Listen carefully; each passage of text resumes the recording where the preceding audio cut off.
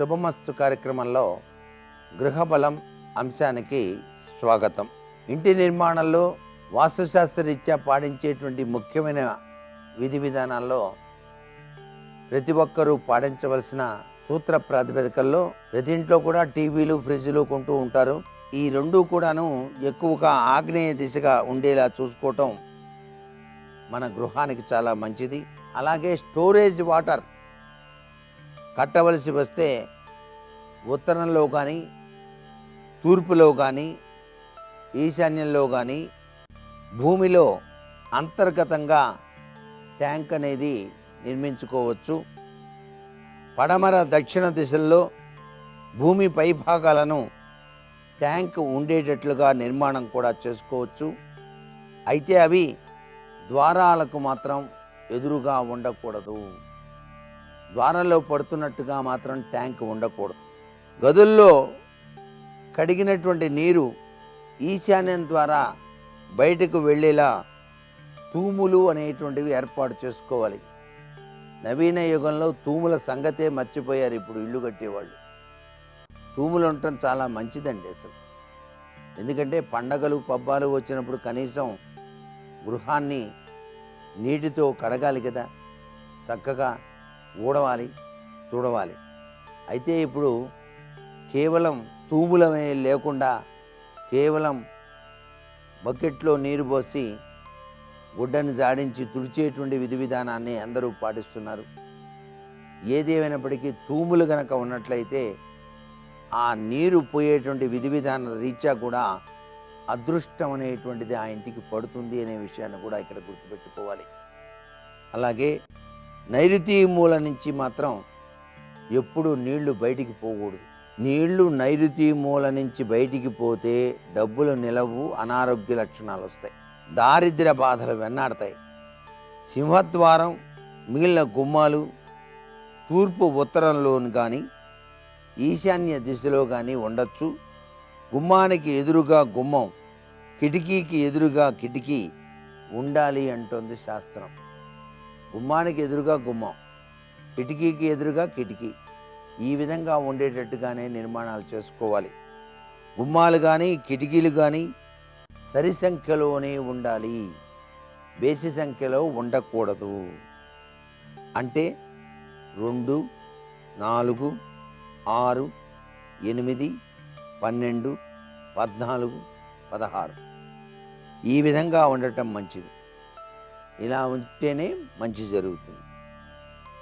ఒక ద్వారమే పెడతానండి నేనంటే మీ ఇష్టం, పెట్టుకోండి, శాంతి జీవితం. ఒక ద్వారం ఉండొచ్చు. 2 ద్వారాలు ఉంటే జీవన వృద్ధి. అలాగే 3 ద్వారాలు ఉంటే శత్రుల వలన నిందలు.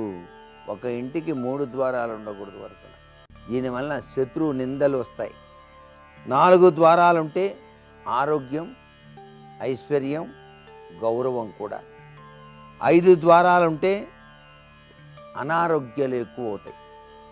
6 ద్వారాలుంటే ఐశ్వర్యం, పుత్ర వృద్ధి కలిగి తీరుతుంది.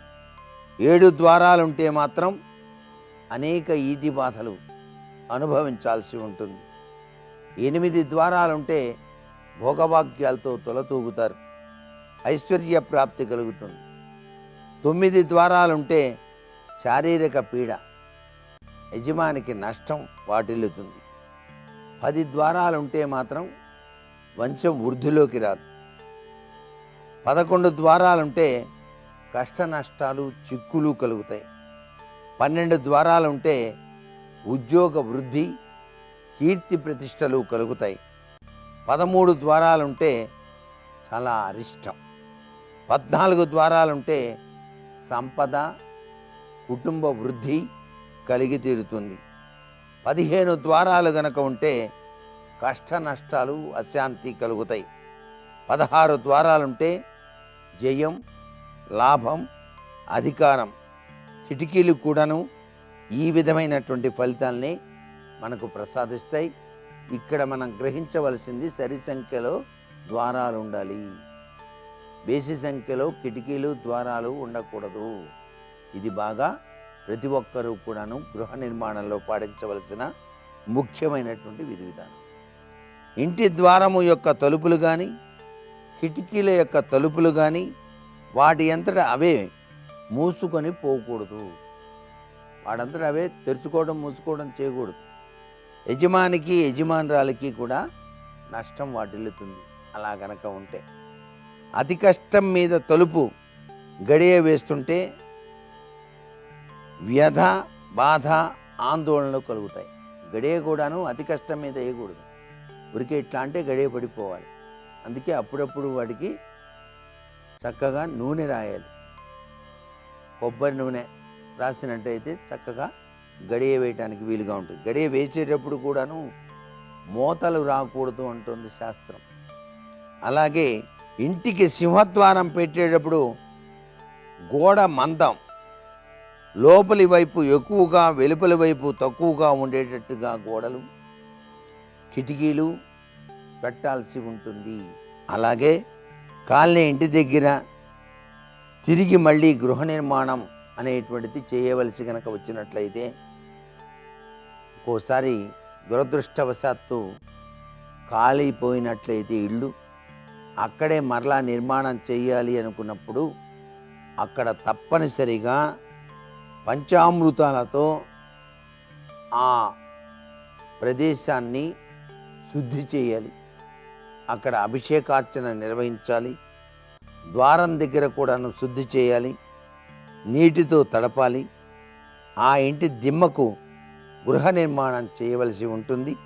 అనంతరం మత్స్య కూర్మ యంత్రాల్ని స్థాపితం చేసి ప్రతిష్ఠ చేసి తదుపరి నిర్మాణం ప్రారంభించాలి. కాలిపోయిన చోట గృహ నిర్మాణాలు చేసేటప్పుడు ఇది తప్పనిసరిగా ప్రతి ఒక్కరూ పాటించి తీరాల్సిందే.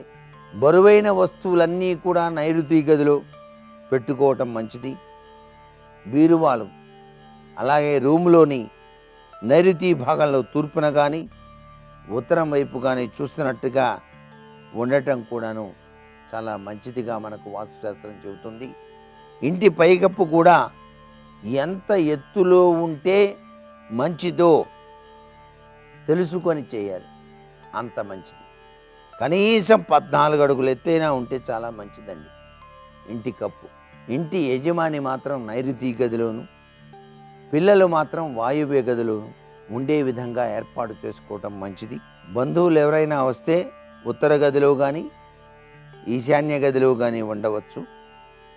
ఒకే ఇంట్లో అన్నదమ్ములు గనక ఉండవలసి వచ్చినట్లయితే పడమర దక్షిణంలో పెద్దవారు, తూర్పు ఉత్తరాల్లో చిన్నవారు ఉండటం చాలా మంచిది.